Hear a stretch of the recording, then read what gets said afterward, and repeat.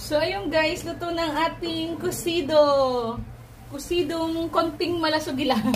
Super konti lang to guys na malasugi. This ano, binawasan ko lang yung prinito ko. So, sabi ko, ano ko.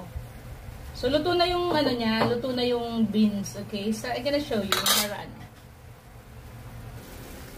So, ano siya guys, di ba? Blue marlin fish with sitaw. Okay. So yummy. Kainan na guys. Ayan. Konti lang yan guys. Super konti lang. Kasi sabi ko nga, para may sabaw-sabaw naman ang ating mga kids. Ayan. Diba? Diba? So what can you say guys? It's a top. Okay? So try it guys. Try my recipe and try to serve good food for your kids. Okay? So bye and thanks for watching. This is Pearl. Your